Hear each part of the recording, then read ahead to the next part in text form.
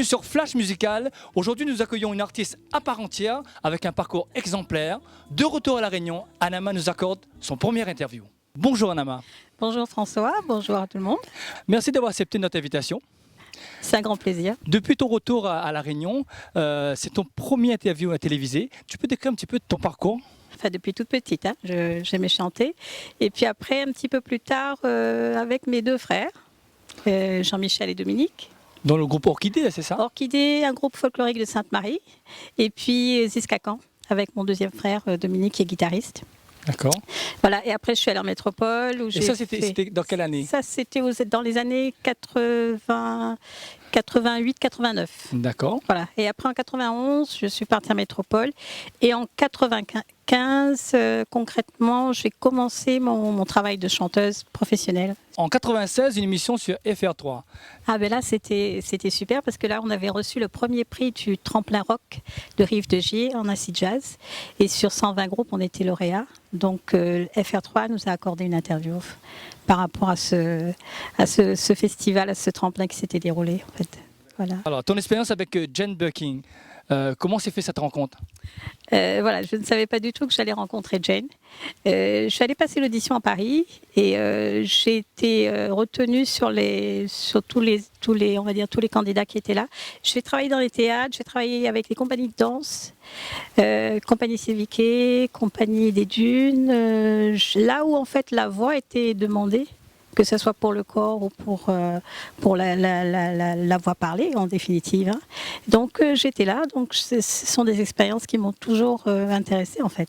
Anama, qu'est-ce que tu retiens de ce parcours extraordinaire, puisque jeune réunionnaise qui sort de La Réunion, qui part en tournée, aujourd'hui arriver à ce niveau-là, c'est pas donné à tout le monde. Bien, jusqu'à maintenant en fait, la chose que je retiens, c'est que depuis toute petite, je voulais être chanteuse.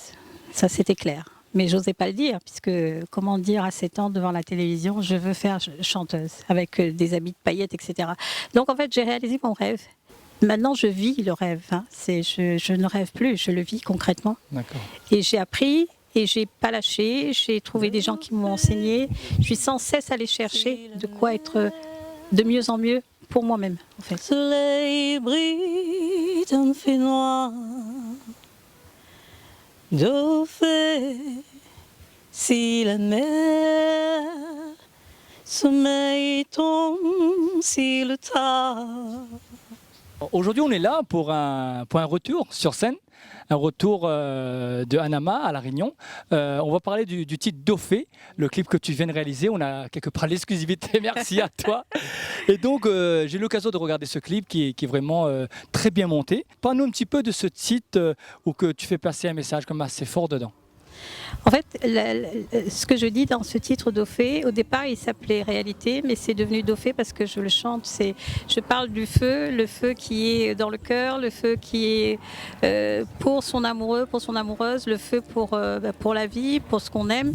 J'ai voulu surtout, dans un premier temps, parler de la réalité que vivent les jeunes ici, que vit tout le monde en définitive, hein, quand on y pense. Je voulais sensibiliser au fait que les difficultés sont là, prendre conscience de ça, mais ne jamais désespérer parce que le soleil revient toujours.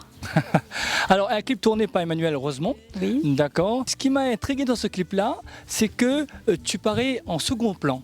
Généralement, quand on fait un clip, on va être devant et tout ça. Tu t'effaces un peu dans ce clip-là pour laisser place à l'histoire, au message que tu as envie de faire passer. J'espère déjà que j'aurai l'Oscar du meilleur second rôle féminin. Et surtout, en fait, je fais partie de l'histoire dans ce clip. Je ne suis pas là. Ok, je chante, je suis la chanteuse, mais on est dans l'histoire, c'est une histoire qu'on raconte.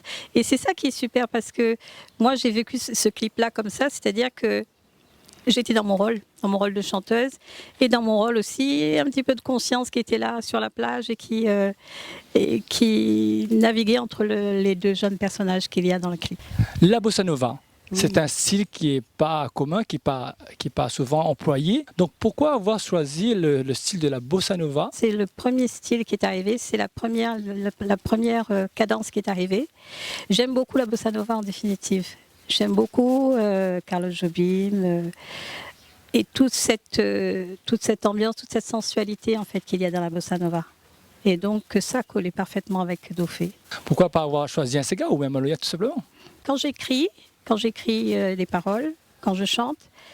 C'est pas forcément que je sais ce que je vais chanter, quel style va arriver, mais c'est les paroles m'inspirent et du coup, un peu comme si le rythme s'inscrit naturellement.